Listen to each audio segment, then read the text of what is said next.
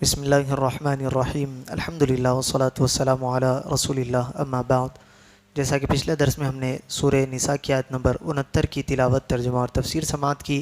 جس میں اللہ تبارک و تعالیٰ نے ارشاد فرمایا، اور جو اللہ اور رسول کی اطاعت کرے تو وہ ان لوگوں کے ساتھ ہوگا جن پر اللہ نے فضل کیا، یعنی انبیاء اور صدیقین اور شہداء اور صالحین، اور یہ کتنے اچھے ساتھی ہیں۔ اس آیت مبارکہ کی آدھی تفسیر کو ہم نے پچھلے درس میں سماعت کیا۔ اب جو آیت کا اگلا حصہ ہے کہ صدیقین اور شہداء اور صالحین کا بھی اللہ تعالیٰ نے ذکر فرمایا ہے، تو صدق کے معنی اور اس کے مراتب یہاں پر صاحب کتاب ذکر کرتے ہیں۔ اس آیت میں صدیقین کا لفظ آیا ہے۔ صدیقین انبیاء علیہم السلام کے سچے متبعین کو کہتے ہیں، جو اخلاص کے ساتھ ان کی راہ پر قائم رہے۔ اسی مناسبت سے یہاں ہم اس کے معانی اور اس کے درجات بیان کرتے ہیں۔ چنانچہ امام محمد غزالی رحمۃ اللہ علیہ فرماتے ہیں، صدق 6 معانی میں استعمال ہوتا ہے۔ پہلا گفتگو میں صدق، دوسرا نیت و ارادے میں صدق، تیسرا عزم میں صدق، چوتھا عزم کو پورا کرنے میں صدق، پانچواں عمل میں صدق، چھٹا دین کے تمام مقامات کی تحقیق میں صدق۔ ان معانی کے اعتبار سے صادقین کے بہت سے درجات ہیں، اور جس شخص میں کسی خاص چیز میں صدق پایا جائے تو وہ اسی چیز کی نسبت سے صادق کہلائے گا۔ چنانچہ پہلا صدق زبان کا صدق ہے، اور یہ صرف خبریں دینے میں یا ان باتوں میں ہوتا ہے جو خبروں میں شامل ہو اور ان سے آگاہی ہو، اور اس میں وعدے کو پورا کرنا اور اس کی خلاف ورزی کرنا بھی داخل ہے۔ لہٰذا ہر بندے کو چاہیے کہ وہ اپنے الفاظ کی حفاظت کرے اور ہمیشہ سچی بات ہی کہے۔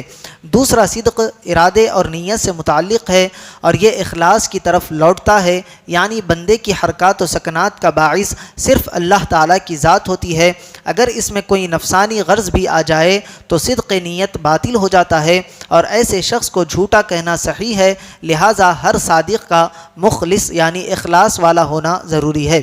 تیسرا صدق عزم کا یعنی ارادے کا صدق ہے، کیونکہ بعض اوقات انسان کسی عمل کا پختہ ارادہ کرتا ہے اور دل میں کہتا ہے کہ اگر اللہ تعالیٰ نے مجھے مال عطا فرمایا تو میں تمام مال صدقہ کر دوں گا، یا یہ کہ اگر اللہ تعالیٰ کے راستے میں میرا دشمن سے مقابلہ ہوا تو میں اس سے لڑوں گا، اور اس لڑائی میں اگر میں قتل بھی ہو جاؤں تو مجھے اس کی پرواہ نہ ہوگی، یا اگر اللہ تعالیٰ مجھے حکومت دے تو میں انصاف کروں گا اور ظلم کرنے اور مخلوق کی طرف میلان کے ذریعے اللہ تعالیٰ کی نافرمانی نہیں کروں گا۔ یہ عزم و ارادہ دل میں ہوتا ہے اور انتہائی پختہ اور سچا ہوتا ہے، لیکن بعض اوقات اس میں دوسری طرف میلان اور تردد ہوتا ہے، نیز ایسی کمزوری ہوتی ہے جو عزم میں صدق کے مقابل اور اس کی ضد ہوتی ہے۔ تو صادق اور صدیق وہ شخص ہے جس کا پختہ ارادہ تمام نیکیوں میں قوت تامہ کے ساتھ ہوتا ہے، اس میں کسی قسم کا میلان، تردد اور کمزوری نہیں ہوتی، اور اس کا نفس ہمیشہ نیک کاموں پر پختہ ارادہ رکھتا ہے۔ چوتھا صدق عزم کو پورا کرنے کا صدق ہے، کیونکہ بعض اوقات نفس فی الحال عزم کر لیتا ہے، اور اس کی وجہ یہ ہوتی ہے کہ وعدے اور عزم میں کوئی مشقت نہیں ہوتی اور اس میں محنت بھی کم ہوتی ہے، لیکن جب حقیقت کا سامنا ہوتا ہے اور قدرت حاصل ہو جاتی ہے اور شہوت کا زور ہوتا ہے تو عزم ختم ہو جاتا ہے اور خواہشات غالب آ جاتی ہیں، جس کی وجہ سے وہ عزم کو پورا نہیں کر سکتا، اور یہ بات صدق کے خلاف ہے۔ پانچواں صدق اعمال کا صدق ہے، یعنی انسان کوشش کرے حتیٰ کہ اس کے ظاہری اعمال ایسی بات پر دلالت نہ کرے کہ اس کے دل میں جو کچھ ہے وہ ظاہر کے خلاف ہے۔ یہ کوشش اعمال کو چھوڑنے سے نہ ہو بلکہ باطن کو ظاہر کی تصدیق کی طرف کھینچنے سے ہو، اور یہ بات ترک ریا سے حاصل ہوتی ہے، کیونکہ ریاکار تو یہی چاہتا ہے کہ اس کے ظاہر سے باطن کی اچھی صفات سمجھی جائیں۔ البتہ کئی نمازی نماز میں خشوع و خضوع کی صورت میں کھڑے ہوتے ہیں، اور ان کا مقصد دوسروں کو دکھانا نہیں ہوتا،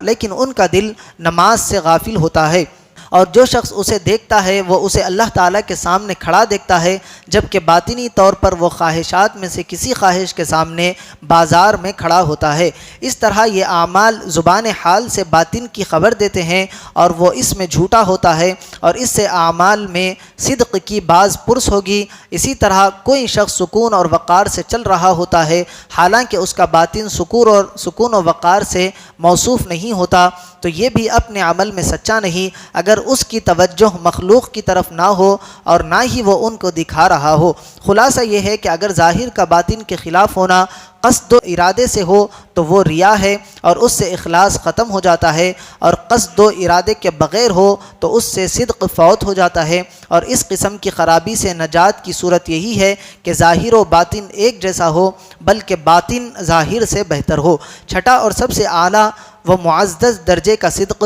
مقامات دین میں صدق ہے، جیسے خوف، امید، تعظیم، زہد، رضا، توکل، محبت اور باقی امور دینیہ میں صدق پایا جانا۔